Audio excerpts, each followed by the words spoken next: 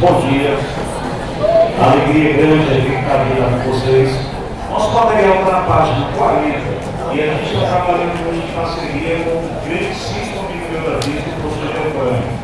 O Delfrânio, do Física Marginal, do Física Marginal, ele preparou esse material de revisões com 20 questões e a gente sempre trabalha em parceria. O Delfrânio fez esse material e pediu que a gente tivesse hoje de trabalhar um pouquinho com vocês. A alegria é grande. Parabéns por vocês terem resistido. Eu sei que não é fácil. Todo sábado você está se dedicando para aqui. E alguns não aguentaram hoje. Não deve se acordar cedo, assistir, trabalhar, assistir ao durante a semana. Uma sequência de detalhes para estar aqui.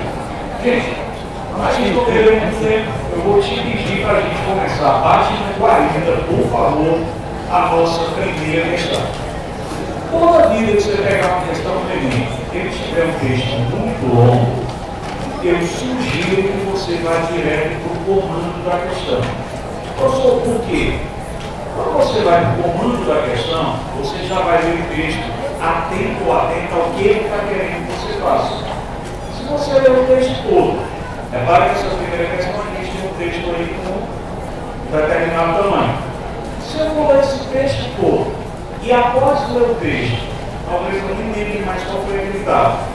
Na hora que eu vou ler o comando da questão, já vou ler o texto pegando aqueles dados. Outro detalhe, pega a caneta e todos os valores numéricos, todas as grandezas, os dados importantes, você vai limpando para facilitar a leitura. Então a gente vai começar a página 40, eu vou começar, por favor, já com o comando da questão. Depois eu volto para o texto. Olha, qual é a potência mecânica necessária para o moviamento de 2 metros cúbicos por segundo de água no volume morto de um determinado reservatório? Considere o desnível entre o ponto de captação de água e da tubulação de abastecimento, seja de 15 metros, e que a intensidade do campo gravitacional seja de 10 metros por segundo ao quadrado. Ainda que a densidade da água seja de 1,03 kg por litro. E ele pede para a gente desconsiderar quaisquer perdas. Perceba que nessa questão aí, todos os dados que eu preciso já estão ali. O texto foi desnecessário. Nem sempre o texto ele vai ter que ter dados relevantes. Então, otimiza a tua leitura, otimiza como você vai fazer a prova, porque você tem uma prova bem extensa. Se você vai ler tudo da prova, e aí você fica muito cansado, no final você não consegue mais nem saber uma questão que seria fácil, você simplesmente marca qualquer coisa que não consegue mais ler com atenção. Aqui a gente está treinando um pouquinho. Eu vou começar a ler o texto, lembrando que para essa questão não precisa. Bom, o fundo do poço. O primeiro sinal veio em 2004 e foi nesse ano que a Sabesp, empresa de abastecimento de São Paulo, renovou a autorização para administrar a água na cidade. Mas tinha alguma coisa errada. A estrutura dos reservatórios parecia insuficiente para dar conta de tanta demanda. Seria preciso realizar obras para aumentar a capacidade de armazenamento de água. De acordo com os planos da Sabesp, a cidade de São Paulo ficaria bastante dependente do sistema Cantareira, que era preocupante. E se a água distante do sistema acabasse, seria o caos. E foi. Observe que é um texto introdutório para a gente saber de que é que se trata, mas nada relevante para a resolução da questão. Adiante. Em julho de 2014, o volume útil da Cantareira, que atende 88 milhões de pessoas aqui em São Paulo, esgotou. Com o esvaziamento do reservatório e as previsões pessimistas de falta de chuva, São Paulo se afogou na maior crise hídrica dos últimos 80 anos. Para diminuir o problema, em maio, a Sabesp decidiu utilizar o volume morto, uma reserva de 400 milhões de litros que fica abaixo das comportas, que retiram a água do sistema Cantareira. Foram feitas obras para bombear mais de 180 milhões de litros dessa reserva. A água do volume útil do reservatório costuma fluir naturalmente, ou seja, por gravidade, através da população que alimenta a estação de tratamento. Sendo assim, a utilização emergencial de água do volume morto exige a utilização de bombas d'água conforme dito no texto. Agora vem a parte que interessa para a gente. É isso que eu queria falar na leitura do texto da prova do Enem. Começa sempre com o comando, ele vai estar sempre no último parágrafo. Se no comando você já tiver todas as informações que você precisa, você já começa a resolver. Esse tempo que eu perdi, lendo, literalmente perdi, pode ser precioso na hora da tua resolução da prova. Aí você só vira para esse texto se de fato precisasse. Se tivesse algum dado para ele caber. Pessoal, vamos pensar aqui um pouquinho. Observa que eu tenho uma figura, eu vou dar o limão e eu vou ter que bombear, fazer essa água subir. Ó, se eu tenho que subir, qual é a força que eu vou ter que vencer? A gravidade, show. E aí, nesse caso, você vai lembrar para a gente que potência é o trabalho dividido pelo tempo. A potência é a rapidez com que o trabalho é feito. Eu gosto de chamar o trabalho pela letra tal, se você quiser chamar um dado, também pode, não tem problema. Então, trabalho é o que eu vou gastar de energia para conseguir retirar essa água. Você disse para mim que eu vou vencer a gravidade. Então, a força que vai realizar esse trabalho é a força peso. Então, a gente vai dizer que esse trabalho vai ser quem? Força vezes distância. Quem é a força peso? Massa vezes gravidade. Como é que a gente chama a distância na vertical? Altura. Então a gente vai dizer que esse trabalho do peso vai ser força-peso, massa vezes gravidade, vezes altura, mgh. Professor, esse trabalho do peso é a mesma forma de energia potencial gravitacional? É. Tudo que precisa é feito de trabalho precisa de energia. Então, energia e trabalho são grandezas interconversíveis. Eu sempre transformo uma em outra. Então, trabalho, mgh, pelo nosso tempo. Agora, observa nos dados. Ele me deu a vazão, 2 metros cúbicos por segundo, altura de 15 metros, gravidade 10, densidade da água. Eu estou querendo saber a potência, mas eu não tenho a massa.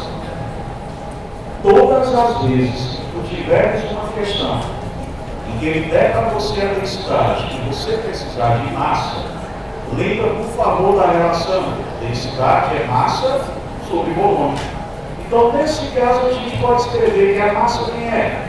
Densidade vezes volume. Então, a gente vai pegar a equação aqui, mgh, e vamos substituir essa massa por densidade vezes volume. Potência, então, fica massa, densidade vezes volume, vezes a gravidade, vezes a altura sobre o tempo. Agora, lembra de um detalhe na hora da prova. Quando você não souber de uma fórmula, ou tiver uma ideia muito clara como substituir, observa, por favor, as unidades. Metro cúbico é a unidade de quê, galerinha? Volume. E segundo, tempo. Olha o que está aparecendo aqui. Volume dividido pelo tempo. Metro cúbico é a unidade de volume. Segundo é a unidade de tempo. Então, volume dividido pelo tempo é o que eu chamo de razão. Então, vamos substituir os dados. Densidade 1,03. Agora, espera só um pouquinho. Eu estou com essa densidade em litros. E esse volume está em metro cúbico. Não rola misturar os dois. Então a gente vai ter que lembrar que o metro cúbico são 1.000 litros. Por isso que eu coloquei esse 10 na terceira aqui, 1.000. Então, 1,03 é a densidade, vezes 1.000 para ficar em metro cúbico. Volume dividido pelo tempo é a vazão, que é 2, a gravidade é 10 e a altura é 15 metros. Isso vai me dar 309.000 joules por segundo, que eu chamo de watt. Só que o prefixo mil pode ser trocado pelo quilo. Então, 309.000 watts, eu vou te dizer que eu tenho 309 quilowatts. Que está para a gente a alternativa D. Então, sempre que você tiver uma questão com texto longo, vamos recapitular. Lê primeiro o comando para ver se o texto realmente é útil para você. A segunda coisa, enquanto estiver lendo, vai limpando as grandezas, vai limpando os valores numéricos para facilitar a resolução. E quando você precisar de uma fórmula que não souber, analise as unidades, porque a partir das unidades você consegue chegar nela. Mas, professor, eu tenho que botar a fórmula com a letra correta? Não. A prova para você só vai pegar o gabarito. Então, se eu chamar a potência de x, de y, de b, de d, não vai encontrar nada. Qualquer unidade, qualquer letra que você chama vai dar legal. Basta você descer das unidades. Ok? Posso passar para a próxima?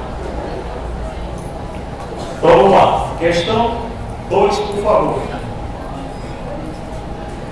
Certo? Essa aqui, registra, por favor. Vamos para 2. Ele diz que o volume morto do reservatório corresponde à parcela de água que está localizada abaixo das cupolas que controlam o fluxo de abastecimento.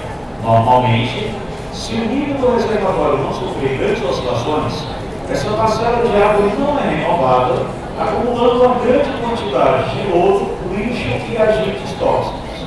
Por favor, destaque esse trecho aqui. Acumulando lodo, lixo e agentes tóxicos. Por esse motivo, a densidade de água do volume morto é maior do que a do volume útil. Por favor, destaque isso de novo. A densidade da água do volume morto é maior do que a água do volume útil. Qual dos gráficos a seguir melhor representa a pressão total, pressão hidrostática, que é da água mais pressão atmosférica, em função da profundidade, desde a superfície até o fundo do volume morto? E aí a gente tem as sequências de gráficos. Bom, vamos pensar aqui na figura. Quando a gente colocar aqui a ideia da figura, eu vou ter a água mais líquida e a água do volume morto, onde vai ter lodo, vai ter sujeira, enfim, mais contaminada. Lembra que densidade é massa sobre volume. Acontece que o volume morto, ele tem uma quantidade maior de elementos dissolvidos naquele volume. Então ele vai apresentar uma massa maior. Se apresenta uma massa maior, o que a gente vai ter? Densidade maior. Professor, mas o texto já disse isso. Perfeito. Mesmo que você não tivesse tocado nisso aqui, olha só quando ele fala aqui para a gente. Por esse motivo, a densidade da água do volume morto é maior do que o do volume útil. E essa informação aqui já tinha te dado. Olha, se essa densidade é maior e essa densidade é menor, vamos pensar aqui um pouquinho nos gráficos. Lembra que pressão total, pelo MC, a pressão total vai ser a pressão que eu tenho na superfície, a pressão atmosférica, mais a densidade do líquido, gravidade, vezes a profundidade. Essa altura aqui é sempre medida de cima para baixo. Tudo bem? Voltando aqui para os nossos gráficos. Pressão atmosférica. Já começo com o peso do ar em cima da minha cabeça. Então esse gráfico não pode começar do zero. De cara, você já eliminou essa alternativa aqui, ó. Não rola alternativa C. Por que não, Augusto? Se eu já tenho o peso do ar em cima da minha cabeça, a pressão tem que começar de um valor diferente do zero. Observa que a equação é pressão atmosférica mais dGH. Então, se já tem uma pressão atmosférica, opa, eliminou isso. Olha, por favor, agora aqui para o nosso gráfico dele.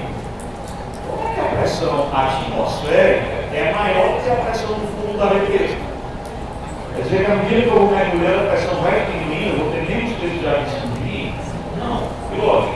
Então você já eliminou de cara o C e o D. Agora, vamos pensar aqui um pouquinho. Gráfico 4. Eu começo com uma certa pressão atmosférica, tá show, o valor começa acima do zero. À medida que eu vou mergulhando, vai aumentando, perfeito. Aí tem uma alteração e volta a ficar constante. Pessoal, esse lance aqui de voltar a ficar com a mesma inclinação que estava antes é que não está legal. Olha só o detalhe, quando você olha para a figura, eu estou tendo a procura, então a densidade é menor. Aí quando eu vou chegando aqui, a densidade vai ficando maior. Depois disso já é. Não volta mais até a água pura. Se não volta mais até a água pura, não faz sentido esse gráfico desce o vácuo e depois voltar a mesma inclinação que tinha antes. O ar vai terminar. Bom, Augusto, agora eu já sei que eu tenho que você tem chance de acertar. Ou vai ser B, ou E. Vamos pensar agora um pouquinho. Quando eu tenho água pura, a pressão vai aumentar de acordo com a profundidade. Quanto mais fundo eu tiver, maior vai ser a pressão que eu vou ter.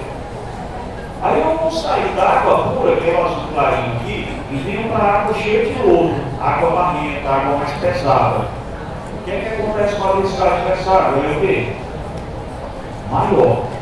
Então, agora, além da profundidade aumentando a pressão, também vai ter a densidade aumentando a pressão. Então, a pressão agora vai aumentar mais rápido. Porque ela aumenta com a profundidade até chegar no lodo.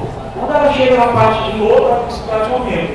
Como a densidade aumenta, a pressão agora vai aumentar novamente. Vai aumentar com a densidade e vai aumentar com a profundidade. Logo, o gráfico começa no meio. Vem na água pura, pressão atmosférica, vai subindo até chegar na água barrenta, na água do volume morto. Quando chega na água do volume morto, a pressão aumenta mais drasticamente. Por que ela aumenta mais drasticamente? Porque agora eu vou somar o aumento da densidade nessa história. Tudo bem, galerinha?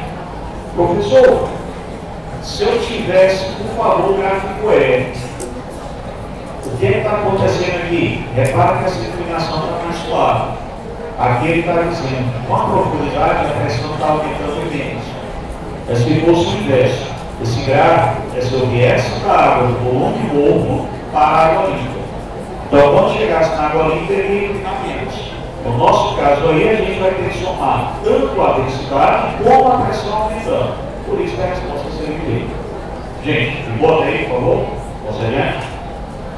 Vamos lá, mais um. Astronauta põe pastilha efervescente em bola de água flutuante no espaço. A Agência Espacial Americana NASA divulgou um vídeo que mostra o astronauta, 10 vídeos, acho que essa é a expressão, desculpa.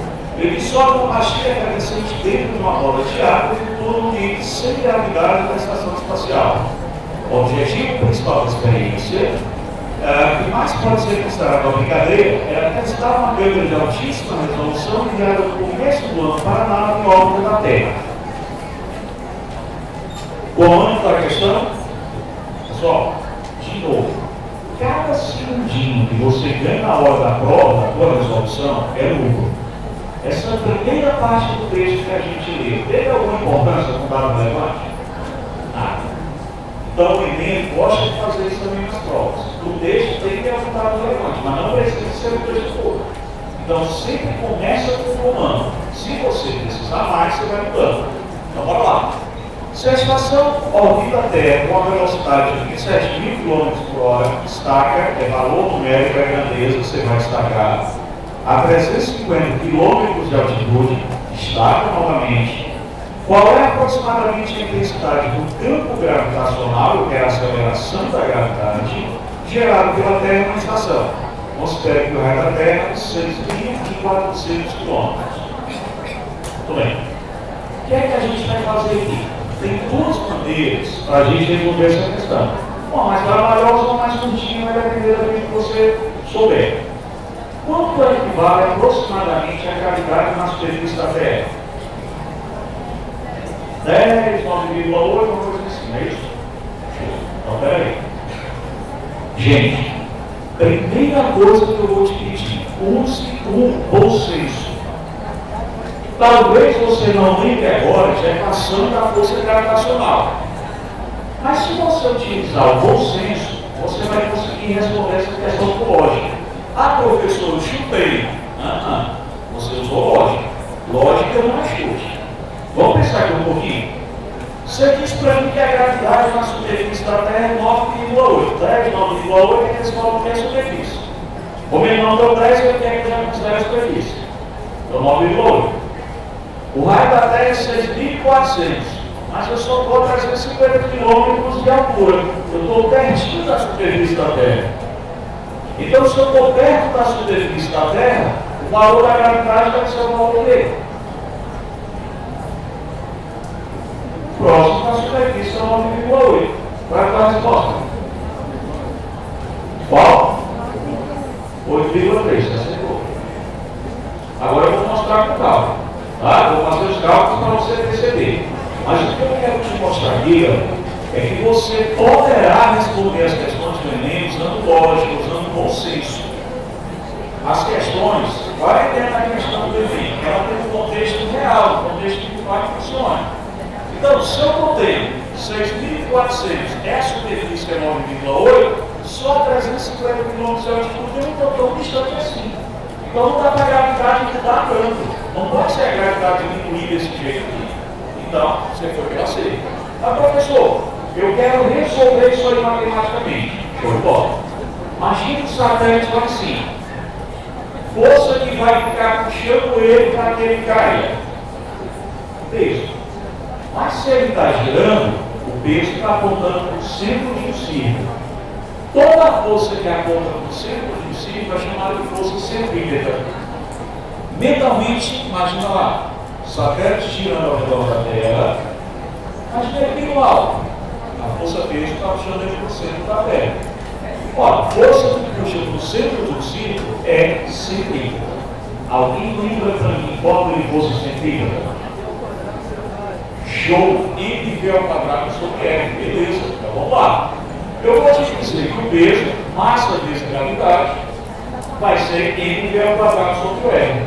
Agora, massa com massa você vai coisar. Tá? Augusto, e de onde é que eu vou essa altura? Esse raio é medido de onde? Pessoal, o raio sempre é medido no centro de massa do planeta. Então, vamos imaginar que é fluido.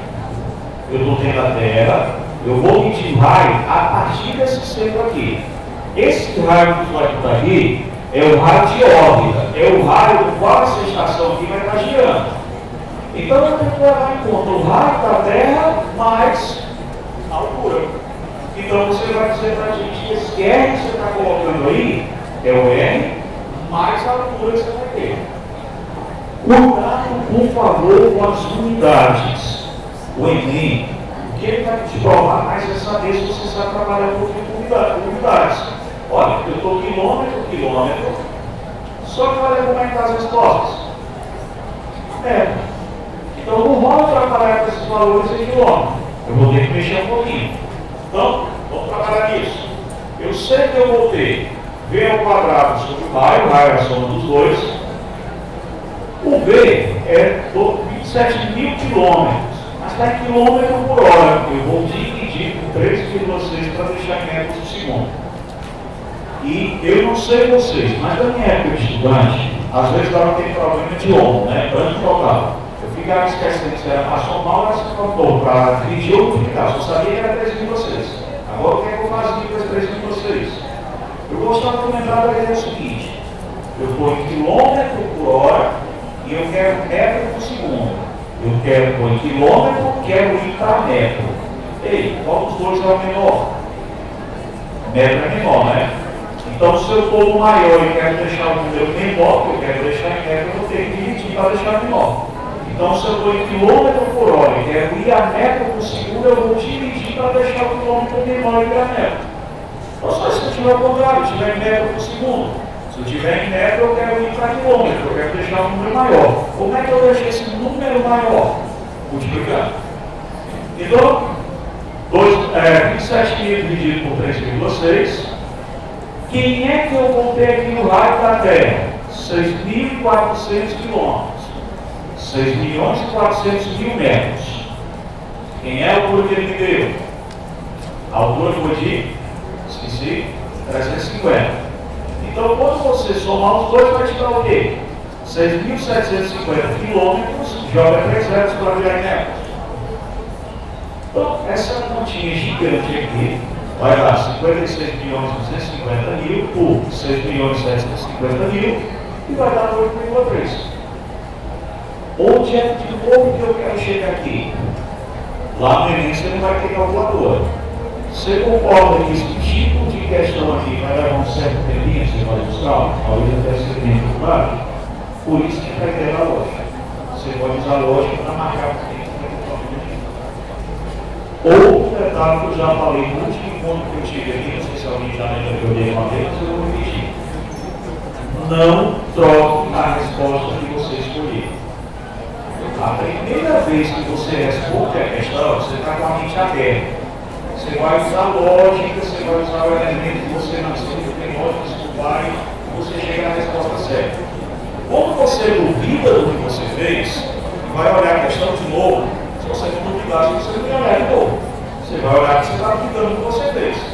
Então você já vai olhar que você acha que errou. Se você acha que errou, quem é que vai te chamar a questão agora? É o elemento que destacou. Aí você vai apagar a resposta certa para marcar errado. Porque você não acredita que acertou.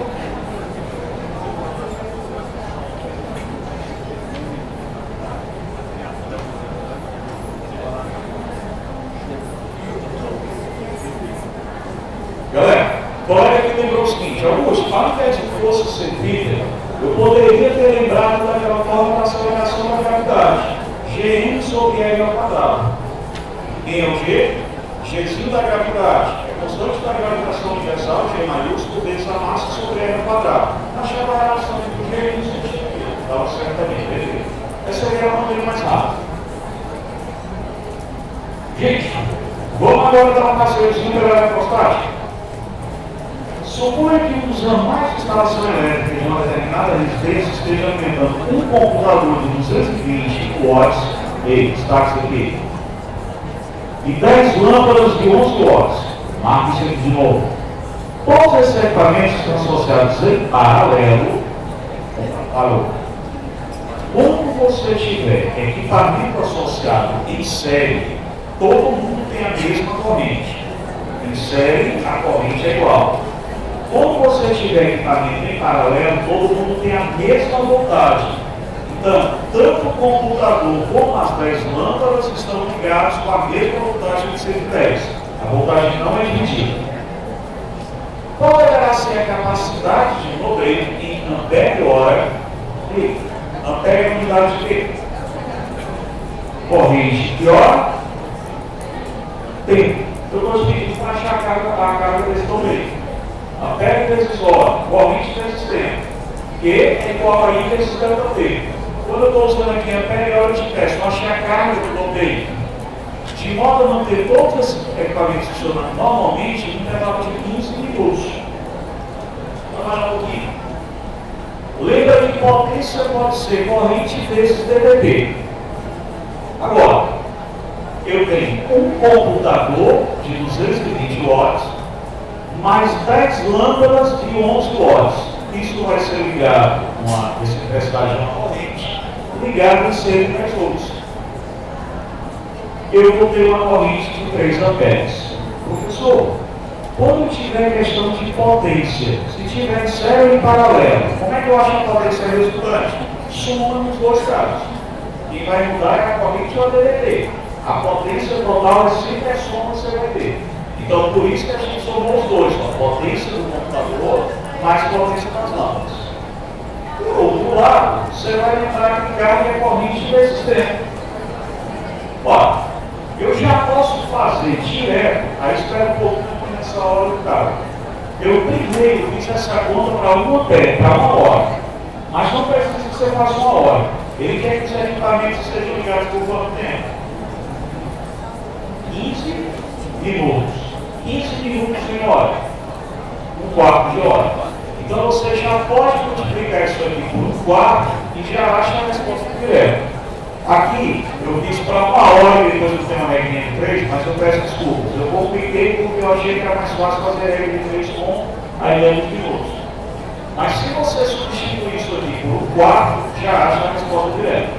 Então, Augusto, qual foi a diferença que você fez aí? Eu calculei para 1 hora. Lembrando que podia ser que você não lembrasse que 15 minutos era 1/4 de hora. Se você não soubesse fazer essa transformação. Aí eu calculei para 1 hora, e aí eu fiz 3 amperes hora funciona por 1 hora, 1 hora e 60 minutos. Com 15 minutos de funcionamento, quanto é que eu preciso de carga? 0,75. Galera, botei. Agora, eu vou pedir aqui um pouquinho a ajuda de vocês. Eu sei que às vezes você fala só um pouquinho com um colega seu sobre um assunto, a sua intenção não é atrapalhar e a conversa é bem pouquinho. Mas olha só, quantos de nós tem aqui? Se cada um de nós conversar só um pouquinho com o outro colega e o outro colega responder só aquele pouquinho, você já imaginou como é que vai ficar aqui? Aí eu não sei vocês, mas eu não sou normal. Quando vocês começam a conversar comigo, eu esqueço a aula para prestar atenção na conversa. Aí eu esqueço o que eu estou fazendo aqui. Se você me ajudasse nesse poder, ficar melhor. Tá? Eu sou só um pouquinho. Tá? Amiguei. Posso ir para a próxima? O texto sobre segurança viária alerta sobre a estimação do texto, um dos principais fatores de risco para acidentes de trânsito. É isso, Augusto. Diz digitar ou ler mensagens enquanto dirige. Suponha que determinado motorista esteja dirigindo em uma rodovia plana horizontal 72 km por hora, gripa, valor numérico, grandeza, e resolve enviar uma mensagem através do celular, distraindo-se durante 5,5 segundos. Gripa de novo. Ao voltar seus olhos para a pista, ele se dá conta que existe engarrafamento logo à frente. Felizmente, a frenagem é bem sucedida e o motorista consegue evitar a colisão parando rente à traseira de um automóvel. Quantos metros, destaque por favor, é a minha pergunta, quantos metros o motorista percorreu desde o início que ele começou a usar o celular até o final da frenagem? Considere que o tempo de reação, destaque de novo isso aqui, tempo de reação do motorista, intervalo de tempo entre a recepção, a situação e a resposta, foi de meio segundo. E que a desaceleração do seu veículo tenha sido constante e tenha durado 4 segundos. Olha, a gente tem uma questãozinha sistemática. Primeiro, vamos lembrar duas coisas. Se esse cara desacelerou, quando ele desacelerou, ele tem um tipo de movimento uniformemente variável. Aí eu gosto de brincar um pouquinho do que eu chamo de regra de SAT. SAT, espaço, aceleração e tempo. Eu ligo a questão e a questão não fala de espaço. Ele não pergunta, não dá espaço, não faz nada. Aí eu vou trabalhar com a forma da aceleração média ou da vovó atômica. Né? Velocidade final, velocidade inicial, mas aceleração vezes tempo. Como é que eu uso isso aqui? Quando eu não precisar de espaço. Não é o caso da nossa questão, que ele pergunta quantos metros vai percorrer até parar. Se por acaso eu tenho um gráfico do espaço em função do tempo, ou não tenho uma aceleração, desconheço a aceleração, eu posso usar a velocidade média do v. Δs sobre ΔT, velocidade final, mais inicial sobre 2. Ainda no gráfico do espaço pelo tempo, lembra que ele é parabólico. Quando tu tiver uma parábola com a concavidade para cima, está tudo positivo, o caminho sorriso, aceleração positiva. Quando a concavidade estiver para baixo, caminho tristeza, está tudo negativo, aceleração negativa. E eu observo aqui que a amendoim ou o nariz é para lembrar que no vértice da parábola a velocidade vale quanto? 0. Augusto, eu peguei a questão inteira, mas os dados não me pedem, não me dão nenhuma informação a respeito de tempo. Observe, vi você com as duas amigas da pirâmide da sabedoria. Faltou tempo, pois é. Augusto, eu tenho tudinho, tenho espaço, tenho tempo, tenho aceleração, eu tenho as 3 coisas no site. Então você vai usar, você solta, vou tomar meia água tônica. Vou mostrar o sobredado. E lembra ainda que gráfico de velocidade em função do tempo, a área desse gráfico não aparece. Bom, vamos pegar a nossa questão. Eu tenho o tempo de frenagem, 4 segundos. Eu tenho o tempo que o cara passou lendo a mensagem. Depois ele tomou aquele susto, passou mais meio segundo até tomar uma atitude. Só que não sei se você conseguiu achar. Eu não encontrei aceleração nos dados. Ele só fala que ele freia por 4 segundos com aceleração constante, mas não tem aceleração, concorda? Qual é a regra do site? Se eu tiver o gráfico do espaço pelo tempo ou faltar aceleração, velocidade média. Então vamos lá. Primeiro, enquanto o cara está usando o celular, ele está em movimento uniforme, ele não mexeu na velocidade do carro. Então eu vou usar aqui que espaço a velocidade desse tempo.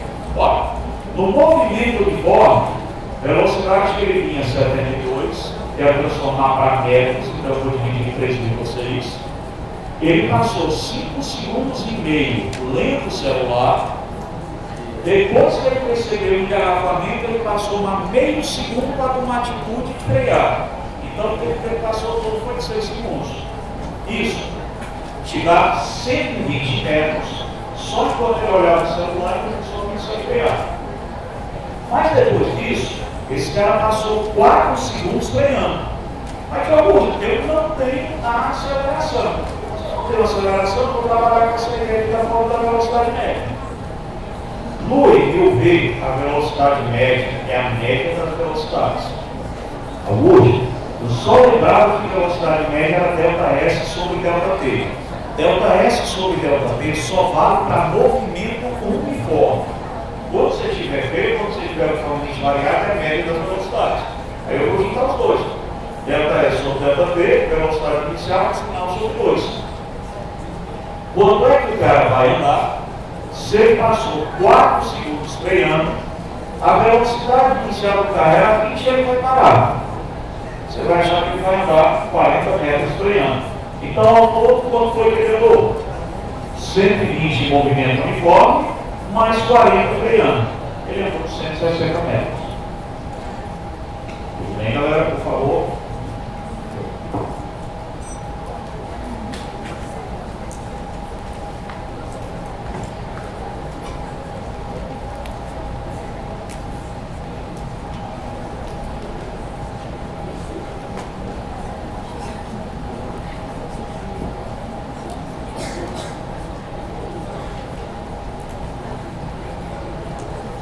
Show? Eu tenho que anotar, posso passar para a próxima?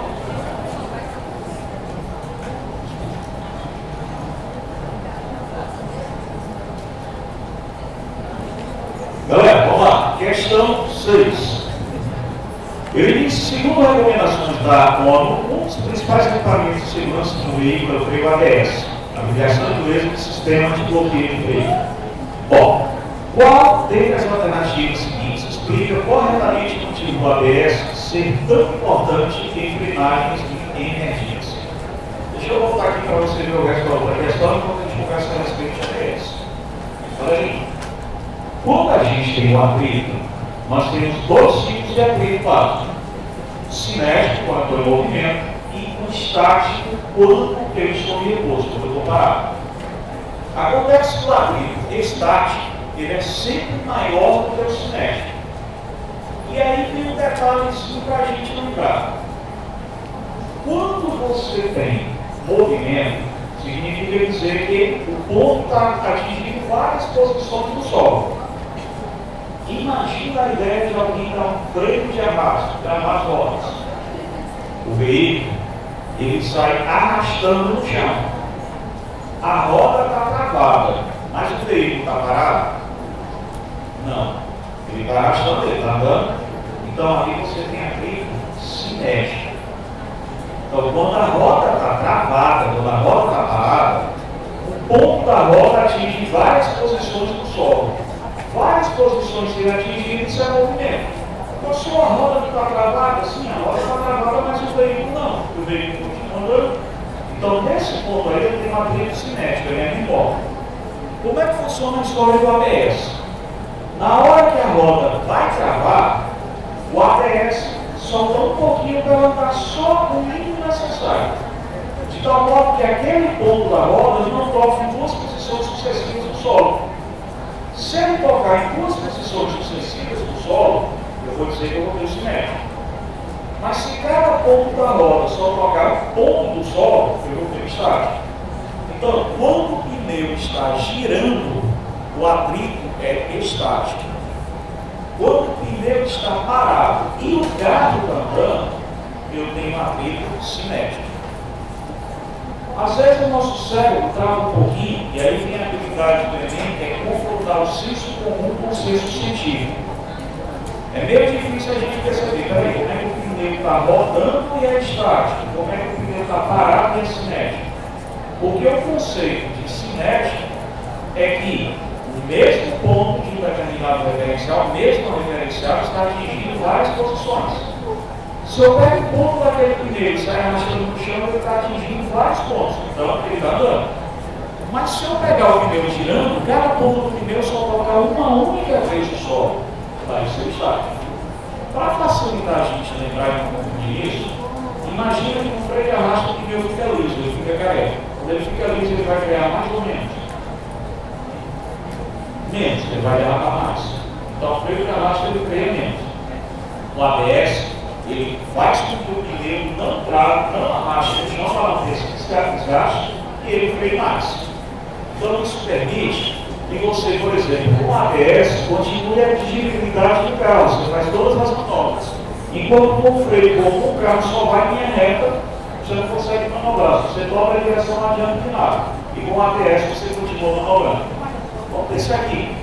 Com base nessa rápida explicação que eu te dei, você pode, por favor, usar a sua lógica e consciência e achar que para mim qual seria a resposta?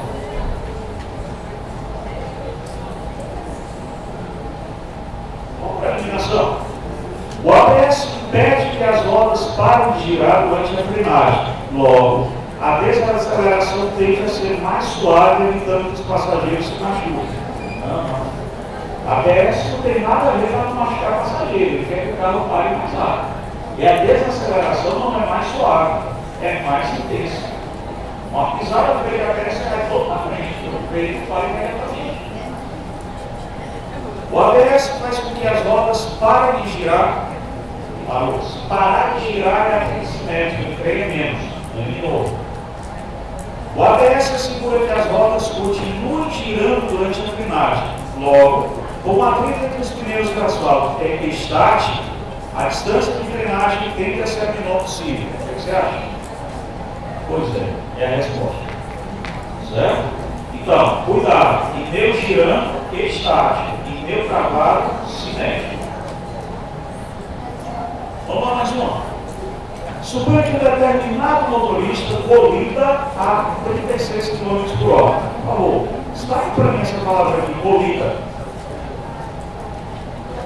Quando o automóvel está parado à sua frente durante a colisão, o impacto do motorista é amenizado graças à ação do airbag, com a força que está embutida no volante e se infla em poucos milésimos de segundo, devido à ação química e produz gás de nitrogênio.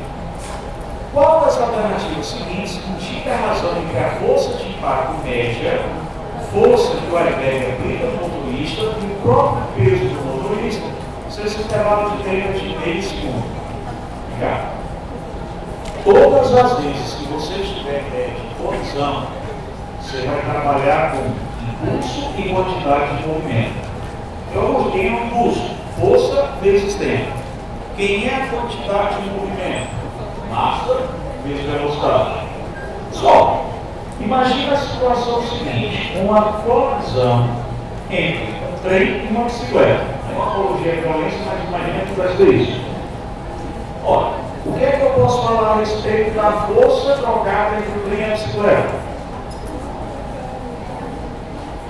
Pela terceira lei de Newton, ação e reação, as duas forças são iguais. A força que a bicicleta faz no trem é igualzinha à força que o trem faz na bicicleta. É, Augusto? É. Mas no trem não acontece nada. Pois é, você vai se acaba. Isso. Mas a força é a mesma. Galerinha, a força, ela pode ser, ela só precisa ser trocada entre dois corpos. Imagina alguém bem bombadão, bem fortão, que acaba vendo que a academia que levanta peso marombeiro, dando um murro, um soco com toda a força no guardanapo. O que vai acontecer com o cara? Nada. No guardanapo. Porque a força não depende só do cara. A força depende do guardanapo. Agora imagine aquele Michael Rex 6 esqueleto dando murro com toda a força no aparelho. E aí vamos ver. A força que ele fez aí foi maior do que a do bombadão. Porque a força tem que ser interação entre os corpos. Tá? Então a força não é propriedade só de um corpo, é a interação entre os dois. Então nesse exemplo, o cara magrinho tem uma força muito maior que vai machucar muito pelo outro, então só no guardanapo. Então quando tem a ideia do trem e do bicicleta chocando, a força trocada é a mesma.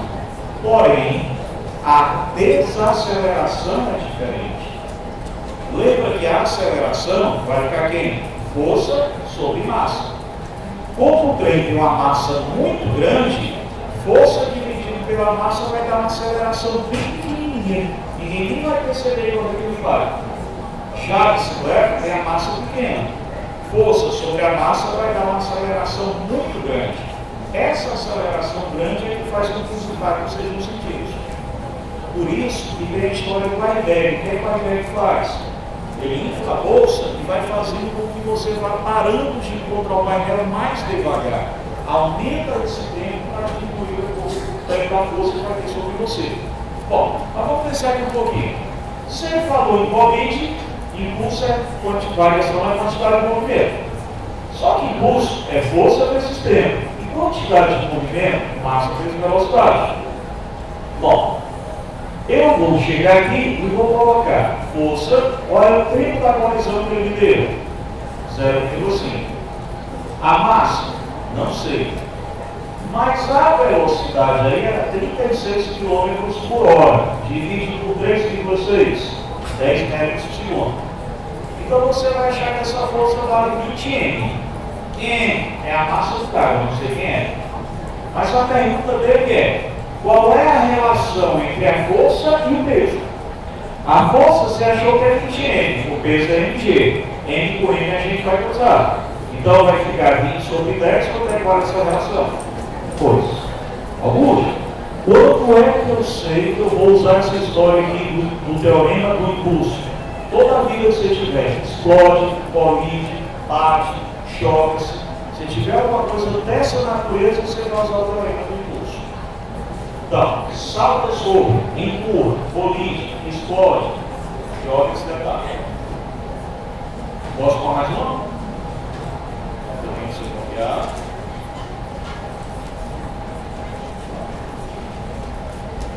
Até as 3 da tarde a gente tem. Estou brincando, calma. Vai sair agora, mas eu termino mais cedo. 3 da tarde foi brincadeira.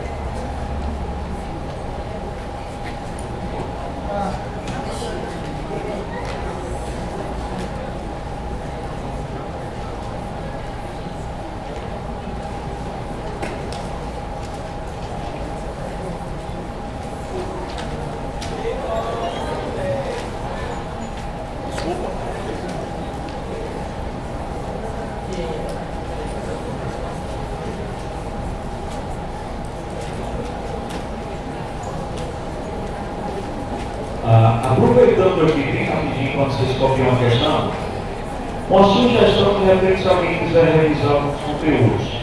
A gente faz parte de alguns programas de videoaulas e provavelmente vocês devem conhecer. Tem um site que é totalmente gratuito, é enemaction.com.br. enemaction.com.br. No Eneaction você tem videoaulas de todas as matérias, física, química, biologia, matemática, português e material didático, e é totalmente gratuito. Então, de repente, você tem alguma matéria que você acha que está com um pouquinho de dúvida, quer dar uma revisada, quer ver com mais calma, você tem a solução para acessar esse site, 100% gratuito, e você tem esse material, eneaction.com.br. A única coisa ruim do site é você vai ver minha cara lá, né? Não vai gravar isso, mas tudo bem. Tá bom. Gente, próximo. A maior cinta solar do mundo fica no deserto da Califórnia e é capaz de gerar energia suficiente para 140 mil casas. Aí olha só, texto grande foi o que nós combinamos. Lê o comando e depois, se for necessário, eu volto o texto. Ó, o complexo termoelétrico de Jorge Lacerda, da qualidade de Santa Catarina, é considerado o maior complexo termoelétrico a carvão da América do Sul. Suas 3 unidades produzem cerca de 850 megawatts, e a nota de mega é 10 a sexta, de potência elétrica. Supondo que cada unidade produz a mesma potência, quantas dessas seriam necessárias para produzir aproximadamente a mesma potência elétrica que a usina solar nos Estados Unidos? Suponha que a máxima potência solar incidente nos espelhos do deserto californiano seja de 1000 watts por metro quadrado e que o rendimento global dela seja de 30%. Então vem cá. Quanto ele deu aí? 1000 watts por metro quadrado, potência pela área, olha aqui, 1000 watts por metro quadrado. Você vê, eu vou chamar de intensidade. Watt é a potência e metro quadrado. Beleza. Eu preciso da área da questão para poder responder. Nesse caso, agora eu vou voltar para o texto, mas eu vou voltar para o texto sabendo qual é a informação que eu estou precisando. Então, vamos lá. No mesmo deserto californiano dos Estados Unidos, 300 mil espelhos trabalham sincronizados no software especial para produzir energia. Trata-se da usina solar, né, a Califórnia, a maior usina termosolar do mundo, capaz de gerar energia suficiente para alimentar 140 mil casas. Assim como qualquer usina de energia, ela produz energia elétrica ao criar vapor a alta temperatura e girar uma turbina. A diferença é que, em vez da energia usar combustível fóssil nuclear para isso, é utilizado o calor do sol e direciona as torres por meio de um sistema inteligente de espelhos e aquece a água criando vapor. Ao todo, são 3 unidades de geração de energia que ocupam uma área de 14,2 km². Achei a área, vou embora, quero nem saber o resto do texto. Eu só estava precisando dessa área. Então, esse detalhe de otimização de leitura da prova, eu quero que você faça. Sim? Então, achei lá para trabalhar. E testar a potência sobre a área. Fazendo meio pelos extremos, potência e intensidade vezes a área. Agora, galera, se eu fizer só intensidade vezes a área, eu estou te dizendo que 100% da energia é utilizada. Isso aí não acontece. Parte dessa energia é perdida. Aí, para dizer que eu não vou aproveitar tudo, eu vou colocar aqui o rendimento. A gente já usa R para resistência, a gente já usa R para combustão dos gases, por aí vai, né? R para ângulos. Então a gente costuma chamar o rendimento pela letra grega M, esse Rzinho com a perna maior. Vamos botar aqui os nossos dados. O rendimento da usina é de 30%. 30 sobre 100, 0,3. A intensidade solar é de 1000 watts por metro quadrado. E a área do peso é de 14,2 quilômetros quadrados. Agora, ficar. Esse cara aqui está em metro quadrado. Isso aqui em quilômetro quadrado. Espera aí. De quilômetro para metro. 3 casos, né? Metro eu tenho quilômetro. Aí o quê? Hectômetro, decâmetro e metro. 3 casas. Mas está ao quadrado. Como está ao quadrado, multiplico por 2. Daí a história do 10 a 6. Então 10 a 6 vai transformando quilômetro quadrado em metro quadrado. Fazendo essa continha, você achou uma potência de 4.260 vezes 10 a 6 watts. Eu deixei esse 10 a 6 aqui, porque esse cara é o médio. Aí vamos lá. Eu quero saber qual é a potência da usina californiana pela potência do Brasil. 4.260 mega por 850 mega. Ei, cara.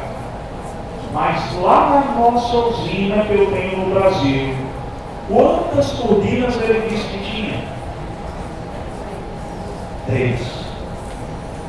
Por isso que está pintando 3 da história. Então, eu vou ter aproximadamente 15 daquelas usinas para produzir a mesma energia da Califórnia. Então, eu fiz energia dividido por uma, que é a energia da usina solar e a energia da termoelétrica, mas como a termoelétrica tem 3 turbinas, então eu vou multiplicar esse valor aqui por 3.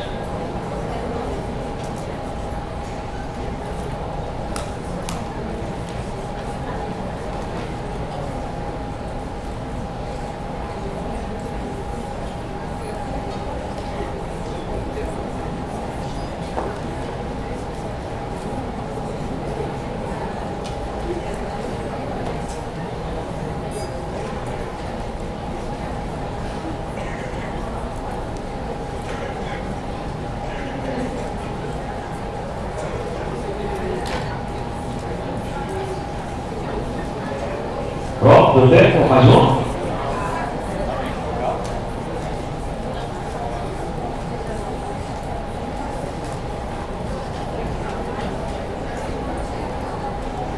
Falar nisso detalhe, né? Não esqueçam, por favor, de ir nas redes sociais nos avisar da sua aprovação. Tá? A gente vibra com a felicidade de vocês. É um negócio meio estranho, meio masoquista, né? Quando você vira professor, porque você fica alegre com a alegria dos outros. Então, quando vocês passam, a alegria da gente é dobrada. Quando você fala para a gente, poxa, eu consegui passar, deu certo, entrei no curso que eu queria. A alegria se renova. A gente fica, poxa, valeu a pena a escolha que eu fiz. Então não esqueçam que a gente vai ter uma aprovação maciça, né? Vai ser uma aprovação fantástica. Não esqueçam de avisar Augusto, está sendo crucial. A gente fica feliz com isso. Então, vamos fazer. Gente, próximo. Vamos lá. Júlia de Augusto. Ele disse que para saber o peso de uma mochila, um atleta olímpico usa uma balança de banheiro. Ele desconfia da medida feita e resolve entender o verdadeiro peso da mochila. Para certificar-se de que o peso está correto, ele pega um dinamômetro, uma bola, mas percebe que a graduação está apagada. Então ele faz o seguinte experimento: mede o comprimento da bola sem peso e depois coloca 1 kg de sal e mede novamente o comprimento. Por último, coloca a mochila. Qual vai ser a massa dessa mochila? Vamos lá. Lembra que força elástica vai ser K, delta X ou KX, se você preferir. É a força da bola. K é o grau de dureza da bola, é a constante elástica a cada bola. E delta X é a variação de comprimento. Vamos aqui pensar um pouquinho. A bola é a mesma, então K é igual para todo mundo. A primeira coisa que a gente vai achar é que esse K, 10 centímetros vai ser o comprimento inicial da bola. 20 e 30 serão os comprimentos finais. Então eu vou começar quando ele colocou aqui 1 kg de sal. Essa primeira figura só vai servir para que eu saiba que o comprimento inicial é 10. Olha, o peso na situação B vai ser a constante elástica da bola. E quem é o delta X, Augusto? É a variação de tamanhos. Massa do que? O sal é 1 kg, gravidade 10, K eu não sei quem é, e a variação de comprimento 20 menos 10. Eu achei que essa constante elástica é equilíbrio por centímetro. Gostou? Eu posso misturar Newton com centímetro aqui?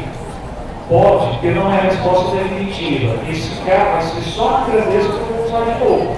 Então não tem problema se eu usar a unidade aqui explicando. Vamos agora para C. C eu tenho a mochila.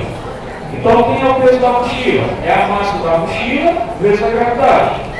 Quem é o K que você achou para a gente? 1. Quem é o comprimento final? 30. E quem é o inicial que você tinha? 10. Você vai achar que essa mochila tem 2 quilos. Então, sempre aí detalhe. Quando a gente fala de constante, você vai lembrar que às vezes tem aquela constante geral e você vai lembrar que tem aquela constante para cada situação. Por exemplo, constante universal dos gases perfeitos, aquele é 0,082. Qualquer situação vai ter o quê? Já com a mola, cada mola vai ter uma constante diferente. Então ela é constante para aquela mola. Então nesse caso aqui que a gente fez, foi que a gente trabalhou. O 1 que foi constante, ela foi usada de novo, ó, na mesma situação que eu lá. Lá, gases, só lembrando. Quando você pegar a questão de gases, lembra que em cima dos dados que ele tiver o R, você vai usar a equação de Clapeyron, PV igual a MRT, ou você nunca respeitando.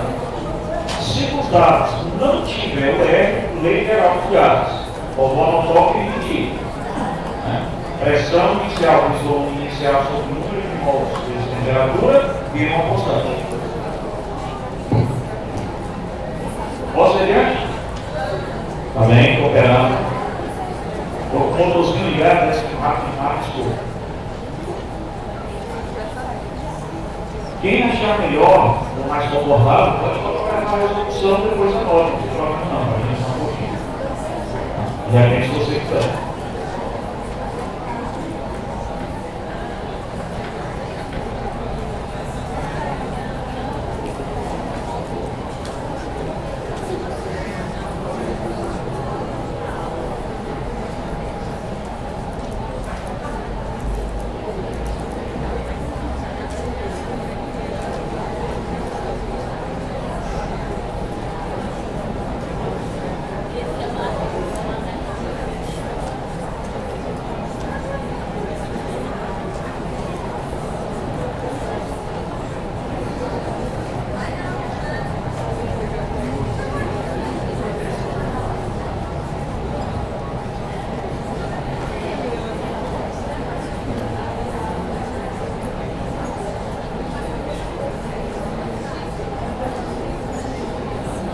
galera? Vamos lá, próximo. Questão 10. Os amortecedores servem não só para acontecer os impactos que as rodas recebem, mas também para impedir que eles tenham movimentos indesejados e descontrolados. Sem eles, uma viagem de automóvel se tornaria desconfortável e muito mais perigosa. Eles absorvem as vibrações causadas nas molas pelos buracos ou deformações das estradas, por meio do cilindro estar rodeado por diálogo sob pressão. A intensidade da força aérea de amortecimento aplicada nas molas é proporcional à velocidade. E qual velocidade isso aqui? A intensidade da força F é proporcional à velocidade. Assim, quanto mais rápido as bolas estiverem vibrando, maior será a resistência aplicada no amortecedor. Suponha que C é a constante de proporcionalidade em relação à força do amortecimento e à velocidade. No sistema internacional é essa unidade de C. E o texto diz que a força é o quê? Proporcional à velocidade.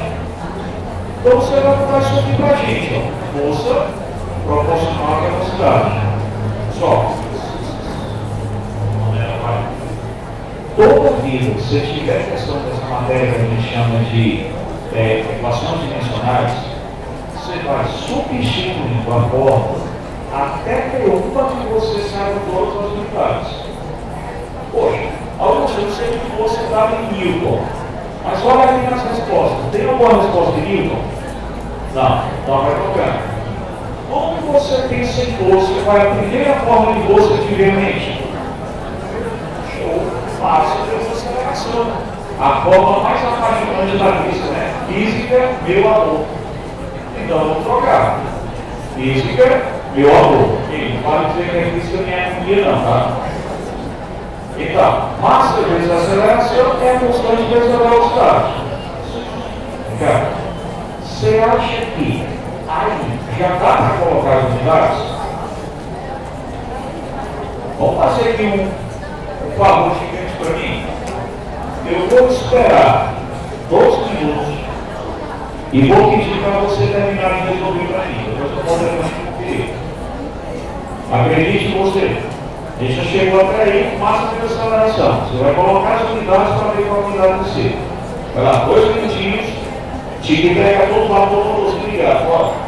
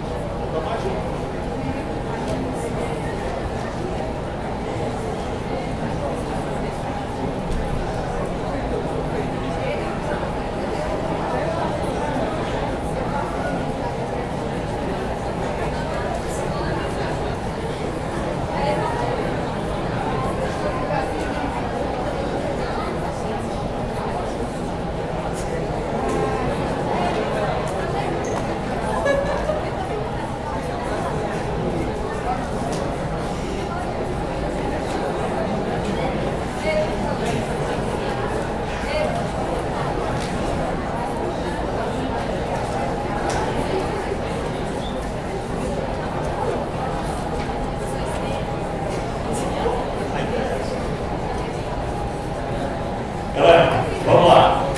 Ó, primeira coisa, arrisque. A pior coisa que pode acontecer é você conseguir. Aí a coisa pior e tem outra que pode acontecer, não. Um não você já tem. Você já acha que não sabe, alguns de vocês. O não eu já tem. O que pode acontecer? Eu consigo sim. Então tem que iniciar para chegar lá. Tá? Não tem medo de tentar. Mas vamos lá. Você deve ter feito C, ele é dado em massa. Massa é dado em quem? Quilograma. Aceleração é dada em quem? Metro por segundo ao quadrado. E velocidade? Metro por segundo. Divisão de frações. Repete a primeira, multiplica pelo inverso da segunda. Metro por metro você vai coisar, um segundo por outro você corta também. Sobrou quem? Quilograma por segundo menos C. Então, sempre que vier uma questão desse tipo de unidades, você vai trocando a fórmula até chegar a unidades que você seja capaz de fazer. Agora, gente, acredita em você. Eu sei que foi difícil para vocês, a boa verdadeira, que isso era difícil. E alguns parecem que tem difícil. Um não você já tem. O máximo que você pode fazer o que é? Conseguir. Ah, porque se eu errar, eu não ia fazer mesmo, qual o problema?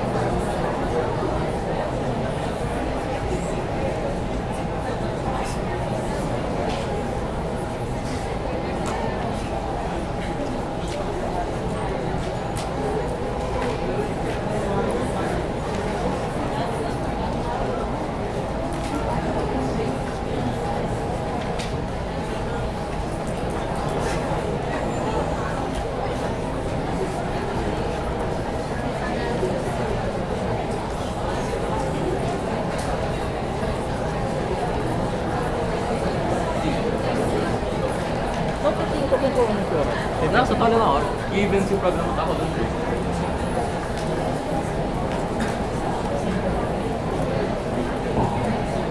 Prontinho? Podemos tentar mais um?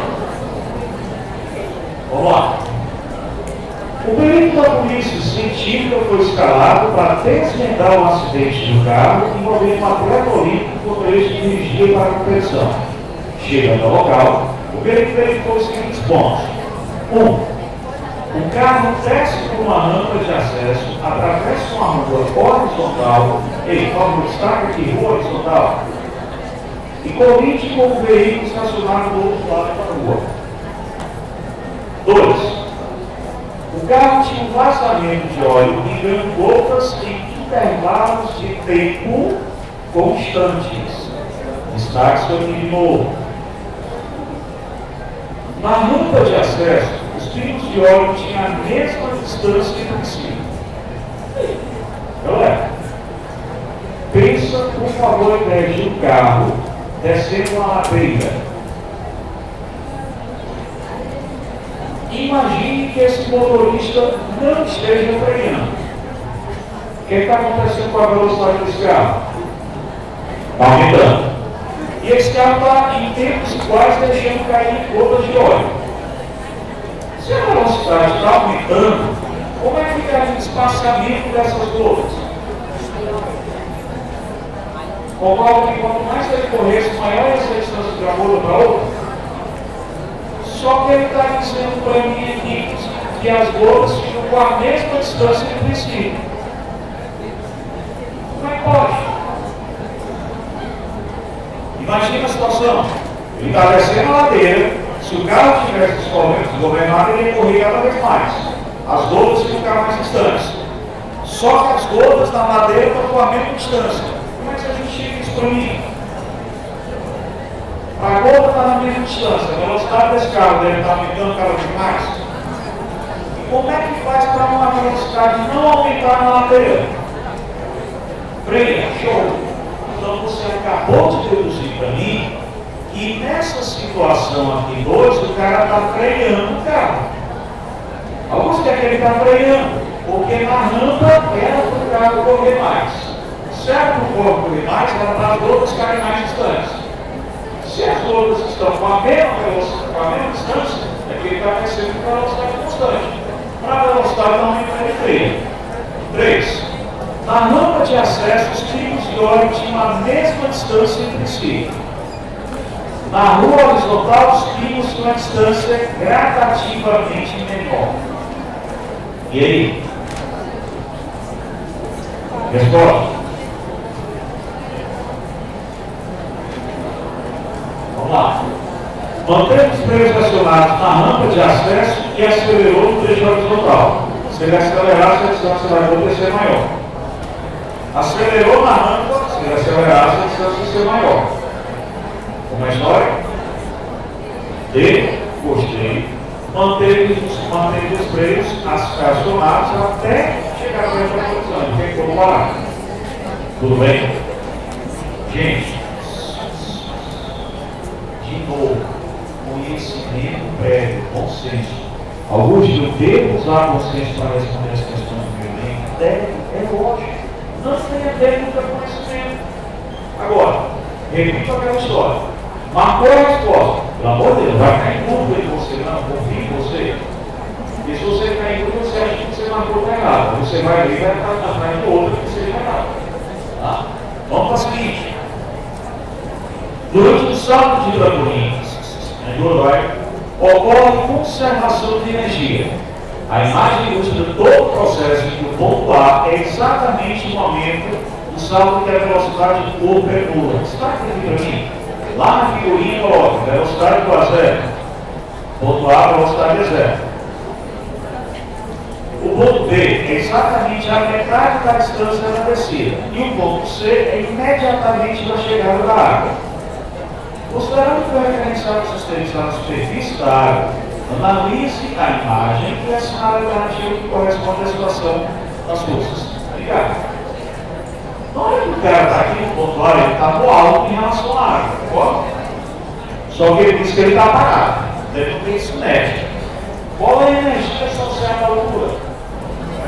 Potencial gravitacional. Show! No ponto B, olha que esse cara tem altura em relação à água e ele tem velocidade. Se ele tem altura e velocidade, quais são as energias que ele tem? Cinética e potencial. Massa. E quando o cara estiver mergulhando, ele não tem mais altura em relação à água. Ele só tem velocidade, só vai beber. Vou comentar aqui o esquema de energia. Energia cinética é mv² sobre 2. Seria a energia associada ao movimento.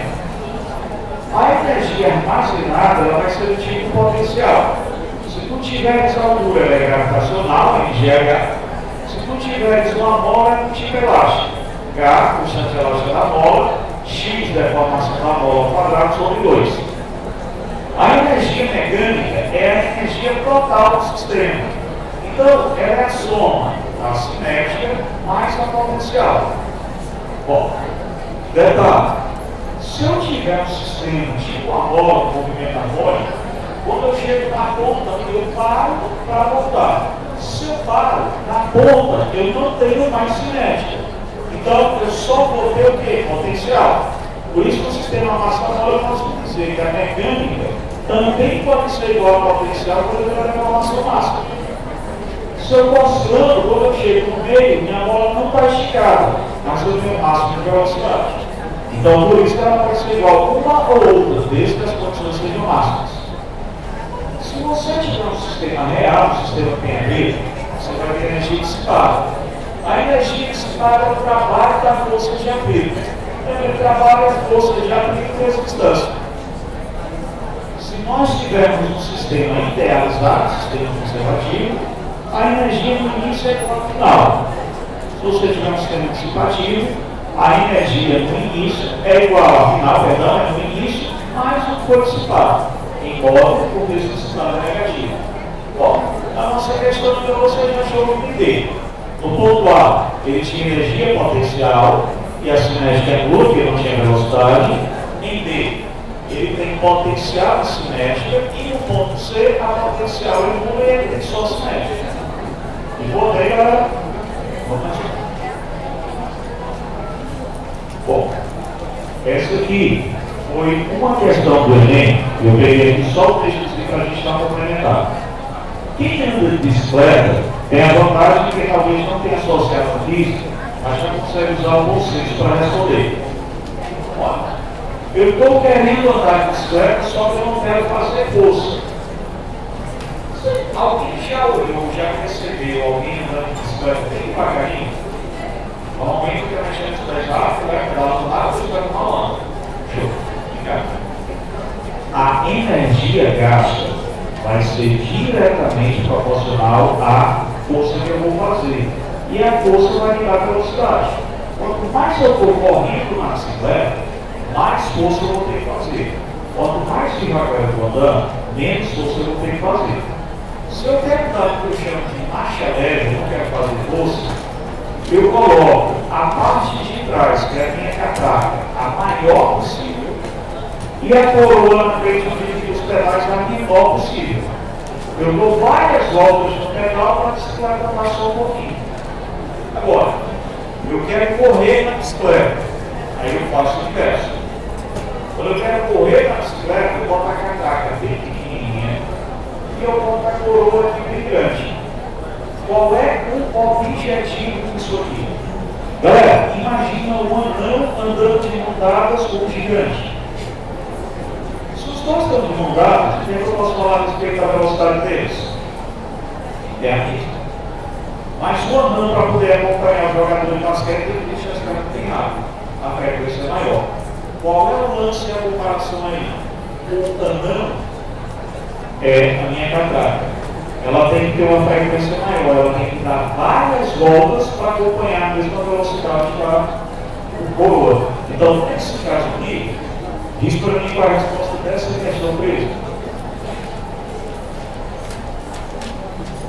Deixa um pouquinho, usa o teu consenso, me dá mais 10 minutos que eu concluo.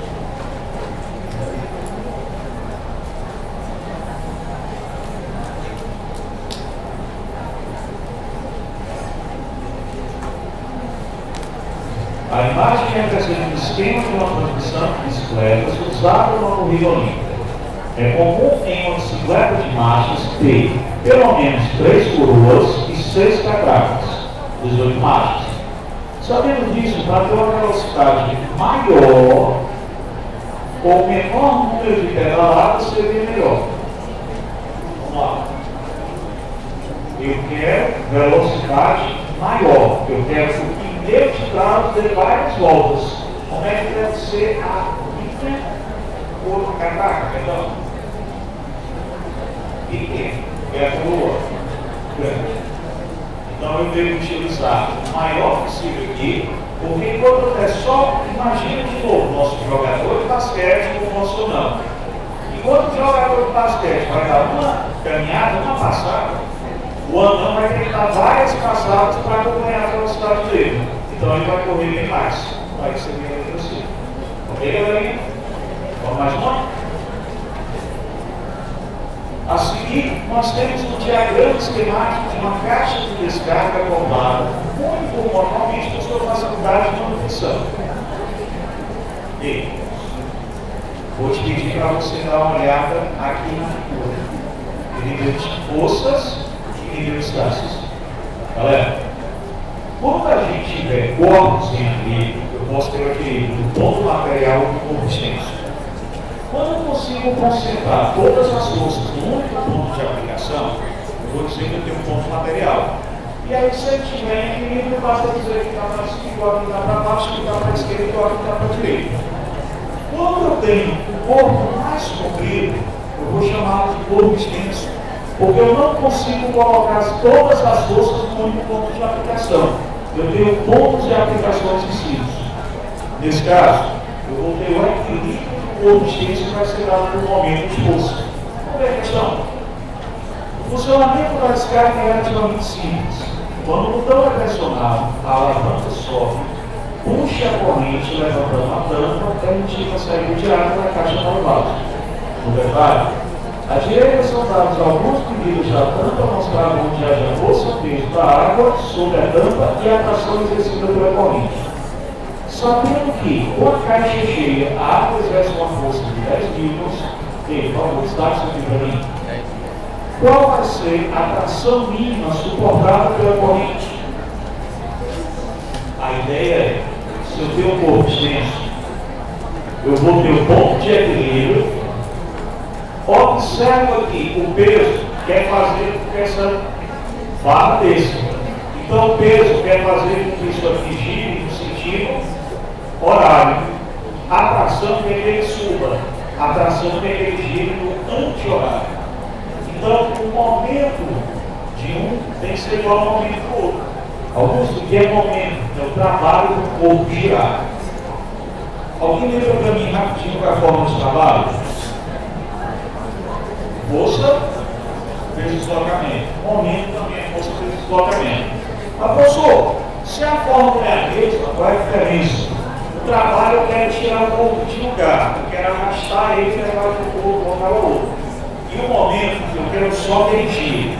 Então você abrir o trinco, abrir ou fechar uma torneira, são exemplos de momento. Eu trabalho com o corpo girado. Bom, a fórmula também é força vezes distância. Mas nesse caso, olha só, quem quer fazer com que isso aqui gire para baixo, vá para o sentido horário, é o peso. Então, peso vezes distância do peso. Quem quer que isso aqui vá para o lado de horário é a tração. Ele está dizendo para mim que o peso, a força da água é de 10 minutos, e observa que do ponto de aplicação até o peso, eu tenho 3 centímetros. Eu vou ter a tração, e eu estou interessado na distância da tração até o ponto de aplicação. Então, olha só, eu tenho 2 mais 3, eu tenho 5 centímetros.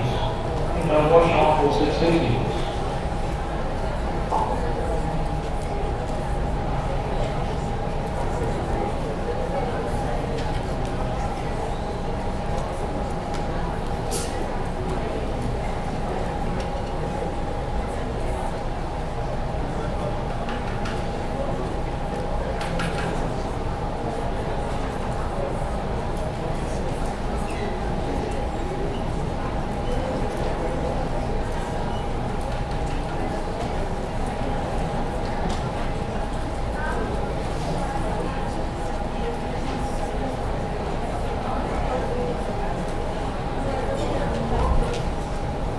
Está dentro de fazer um racionaliza. Mas é o seguinte, eu vou deixar um tempinho mais aqui para quem for copiando. Quem já terminou vai pensar para mim na questão 15. Quem já terminou de anotar vai adiantando, vai indo a 15, vai interpretar os dados e você acha para mim a 15.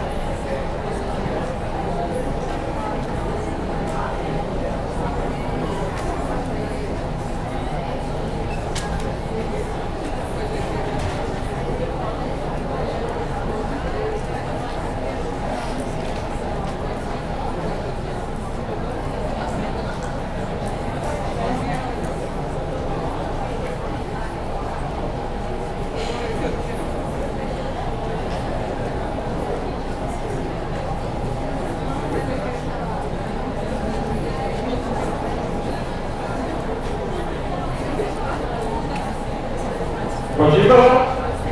Vamos lá. Questão 15, por favor. Chamamos de balista o interior ao estudo do comportamento do projétil ainda dentro do campo da arma, do disparo até a saída do campo.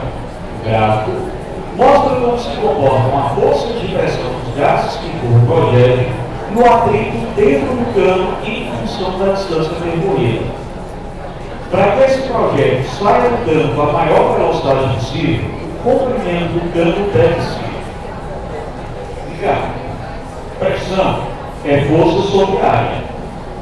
Então daqui eu posso dizer que a força exercida vai ser a pressão versus a área. Por isso tem uma relação entre força e pressão. Agora, o cano, a bala vai arrastar o cano. Então eu vou ter quem? Força de atrito. O atrito quer frear a bala. Se você lembrar do física, meu amor, eu vou te dizer que a força resultante vai ser a força exercida pela pressão menos a força de atrito. Isso vai ser massa de aceleração. Olha, enquanto a força de pressão for maior do que o atrito, esse corpo vai receber aceleração, então ele vai aumentar a velocidade. Pensa um pouquinho. Em que instante é que esse corpo aqui vai deixar de receber aceleração? Você concorda que ele vai ter aceleração nula quando as duas forças estão maiores? Então vamos para o gráfico. Ó. Enquanto a força de pressão estiver maior, ele vai estar acelerando. Essa reta aqui é o atrito. Na hora que o atrito estiver maior, a bala vai frear. Então, peraí, qual é o instante em que ele para de acelerar? Qual é o limite máximo de aceleração que eu dou? Quando as duas são iguais. Aí não adianta ter mais cana, melhor que acabe o atrito, porque aí ele vai só pelo mês. Então, nesse caso, 4. Qual foi a lógica do nosso raciocínio? Galerinha, pressão é força sobre área. Quem é que vai empurrar essa bala para frente? É a força, que é esse gráfico curvo que você tem aqui. Quem é que vai puxar a bala para trás? É o atrito, que é esta reta. Enquanto a força que puxa para frente for maior do que a que puxa para trás, a bala vai acelerar para frente. Na hora que a força de atrito for maior do que a pressão, a bala vai frear. Então, qual é o limite que eu deixo essa bala derrubando? É enquanto ela estiver sendo acelerada. Qual é o limite para ela parar de acelerar? Quando as duas forças são iguais. Porque aí ela para de acelerar para começar a frear. Então ela para de acelerar exatamente na situação 4.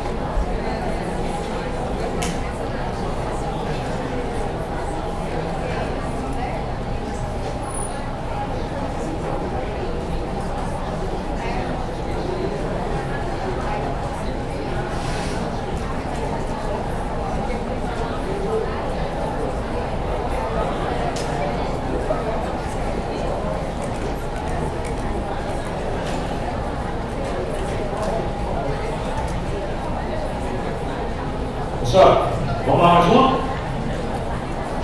Instalou-se um chuveiro elétrico na resistência e percebeu que toda vez que era ligado, a luz do banheiro enfraquecia o seu brilho. Isso significa dizer que o chuveiro está consumindo mais potência do que a resistência pode oferecer. Pessoal, questão de chuveiro, você já deve ter sido massacrado com isso, mas deixa eu repetir. A resistência, ela odeia corrente. Quanto maior a resistência, menor a corrente. E quem produz calor é a corrente, não é a resistência. Augusto, eu quero que o chuveiro saia mais quente. O que eu faço com a resistência? Diminui. Se tu aumentar a resistência, menos corrente chega, ele vai aquecer menos. Então, não se aumenta a quantidade de calor através da resistência aumentada. Se aumenta a quantidade de calor, aumentando a corrente e baixando a resistência. Se esse chuveiro aqui, ele está rodando o brilho das lâmpadas, ele está rodando corrente demais. Bom, esse comportamento indica a alta corrente do chuveiro está provocando uma queda de tensão e um aquecimento excessivo da fiação. Para minimizar ou até mesmo resolver esse problema, o que é que a gente deve fazer? Eu devo diminuir a corrente que o chuveiro vai receber. Ó, ele está dizendo aqui que eu quero minimizar ou mesmo parar o aquecimento, a queda de tensão e o aquecimento. Quem é que provoca o aquecimento? Corrente. Se eu quero que aquecimento, eu vou baixar a corrente. corrente aldeia a resistência. Então, se você pegar a expressão aqui do pi, pode ser inversor, eu quero baixar a potência, porque eu quero diminuir a corrente. Ora, como é que eu faço para diminuir essa corrente? Aumento a resistência. Então, beleza. Corrente odeia resistência. Sempre que eu quiser baixar a corrente, eu aumento a resistência. Sempre que eu quiser aumentar o calor, eu diminuo a resistência para aumentar a corrente. Tem informação disso? Bom, nós estamos na 18, eu acho que está tentando a gente fazer a literatura, né? Bom, aliás, tem 3, desculpa. Músculos artificiais feitos de nanotubos de carbono embutidos em cera de parafuso podem suportar até 200 vezes mais peso que um músculo natural do mesmo tamanho. Considere uma fibra de músculo artificial de 1 milímetro de comprimento, estaca, suspensa verticalmente em extremidades com a massa de 50 gramas, pendurada em repouso na outra extremidade. O trabalho realizado pela fibra sobre a massa, ao se contrair, tem 10% erguendo a massa até a nova posição. Pessoal, por quê? Se eu quero erguer o músculo, trabalho ele gerar, trabalho o peso. Massa, 50 gramas. Ah, não rola deixar em grama, ó. Bota 10 na terceira para trazer para quilo, divide por quilo. Gravidade é 10. E ele diz que ele vai contrair 10% do comprimento. 10%, 0,1. E quem é o comprimento? 1 milímetro. 1 vezes 10 a menos 3 metros. Resolvendo a questão, você vai achar 5 vezes 10 a menos 5 joules. Aplicação direta, porém, qual é o grau de dificuldade que você teria para o Enem? As unidades. Não posso deixar em grama e trazer para quilo. Então, esse 10 a menos 3 é dividido por mil para virar quilo. 10% é 0,1. E não posso usar 1 milímetro. 1 milímetro divide por mil para estar em metro, 1 vezes 10 a menos 3. Então, nesse caso, a gente teria como nossa resposta correta, letra C.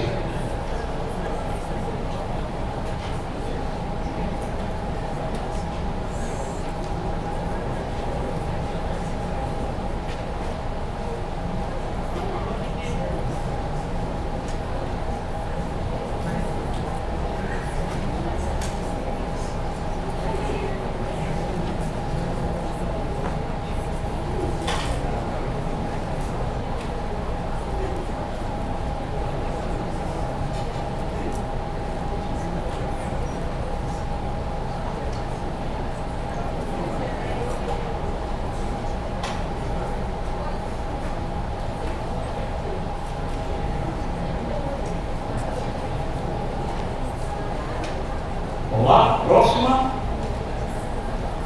O osciloscópio é um instrumento muito útil no estudo da variação temporal de sinais elétricos em circuitos. No caso de um circuito de corrente alternada, a diferença de potencial e a corrente do circuito varia em função do tempo. Considere um circuito com 2 resistores em série, como está aqui para mim, alimentados por uma fonte de tensão alternada. A diferença de potencial nos terminais de cada resistor, observada na tela do osciloscópio, é representada no gráfico abaixo. Analisando o gráfico, pode-se afirmar que a amplitude e a frequência, que representa a diferença de potencial nos terminais do resistor de maior resistência, que está aqui para mim, são, voltando aqui um pouquinho para anterior. Pessoal, quando você tiver resistores em série, todo mundo recebe a mesma corrente tem que ser igual. Quando eu tenho resistores em paralelo, a corrente é inversamente proporcional à resistência. O menor resistor ele recebe mais corrente. Ora, nessa questão aí, ele pediu para que a qual é o resistor que estava submetido à maior tensão, a maior potencial.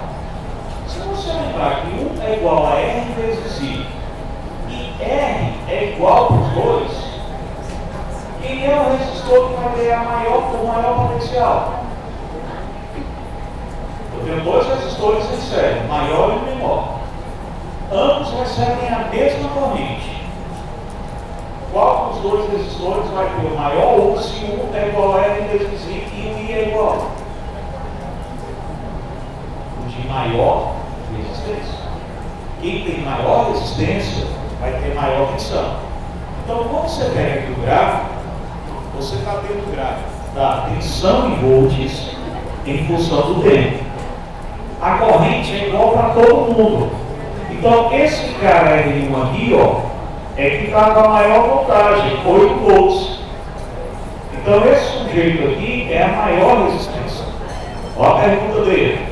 Eu quero saber a diferença de potencial no resistor de maior resistência. O R vai existir. O I é igual para todo mundo. Então, o desempate do U vai ser o R. Quem atinge o maior U é quem tem maior R. Então, qual vai ser a potencial no termo resistor de maior resistência? Oi. Acabou. Só construir direto gráfico. Os dois têm a mesma corrente. Então, o que apresentar a maior voltagem é a maior dos dois. Lembra que cada vez que você tem um movimento que sobe e desce, você vai dizer para a gente que você tem uma oscilação. Então, um montinho subindo e um montinho descendo, eu vou te dizer que eu tenho uma oscilação. Um pulso para cima, tanto faz o maior ou menor, um pulso para baixo, eu tenho uma oscilação. O tempo gasto para completar uma oscilação é o que eu chamo de período. Então, olha só, vou pegar aqui um pontilhado. Eu estou vindo, subi, desci, voltei para onde eu estava. Em qualquer dos dois que você pega, esse ponto aqui a gente completa uma oscilação. Que tempo é esse? Bem na metade entre o 2 e o 3? 2,5. Olha, você vai lembrar para a gente que a frequência é o inverso do período. Se o período é de 2,5 milissegundos, 10 a menos 3, eu vou ter 1000 dividido por 2,5, que é 400. E a voltagem do tempo textual, olha, quem tem a maior voltagem é o maior resistor. Ele pede para mim, qual é a voltagem do maior resistor? Traduzindo, ele está perguntando para mim na questão muito séria, quem é a maior voltagem. Pessoal, e em paralelo, existe alguém com maior voltagem e menor voltagem? Não. Paralelo, todo mundo tem a mesma voltagem. A DDT é igual. E série, corrente igual. Paralelo, a voltagem, a DDT é igual. Então, a minha consulta direta no gráfico, basta se preocupação com a parte integral. Frequência é o inverso do período, 1 sobre 2,5 vezes 10 a menos 3, 400 Hz. Toda vida que você tiver dois pontinhos, mais alto ou mais baixo, você vai ter um comprimento de onda ou um período. Questão seguinte, Cleberson, muito interessado em física, está estudando marcos dimensional. Para fixar seus conhecimentos, resolve criar seu próprio sistema de unidades da mecânica. Substitui as grandezas metro, quilograma e segundo, que são medidas do comprimento massa-tempo, por palminho, comprimento, punhadinho, massa e jazinho, tempo. O gráfico abaixo mostra a variação da grandeza física G em função do tempo em unidade de sistema internacional. A área dada pelo gráfico é. Vamos lá. Quando você olha o gráfico, eu acabei não ampliando aqui, mas observa o que ele está me dando. Comprimento vezes massa dividido pelo tempo. Comprimento eu posso botar em metro. Massa, quilograma. Tempo seria um segundo. Ou seja, eu tenho quilograma vezes metro por segundo. Galera, quilograma é unidade de quê? E metro por segundo. Velocidade. Show. Quem você conhece que é massa vezes velocidade? Quantidade de comprimento, que é igual ao impulso. Então, a resposta, entendeu? Eu chamei, em vez de punhadinho, né, jazinho, eu coloquei logo aqui a ideia. Ó, foi que ele colocou para mim aqui da ideia. Palminha era comprimento, aí eu cheguei em comprimento de L. Palminha eu botei como L. Aí ele disse que punhadinho era massa. Em vez de botar punhadinho, eu botei de massa. E ele disse para mim que jazinho era tempo. Aí eu botei o tempo como tempo. Observa que o gráfico dele está aqui embaixo, se você olhar. Então, por isso que eu coloquei ele como sendo menos 1 dizendo que ele está dividindo. Aí eu achei justo contar o movimento. Fechando a 20. E quando você termina de copiar isso daí, quem já terminou de fazer esse log, pensa para mim na 20. Use um pouquinho de bom senso.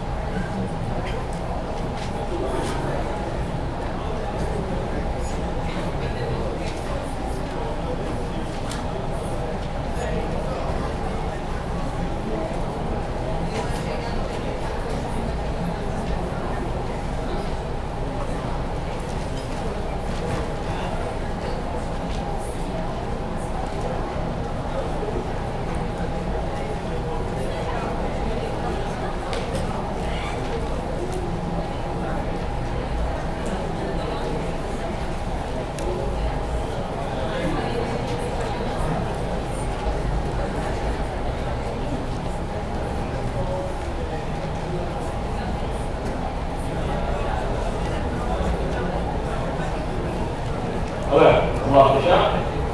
Questão seguinte, por favor. Substâncias termométricas são aquelas que apresentam alguma propriedade que varia em função da variação de temperatura.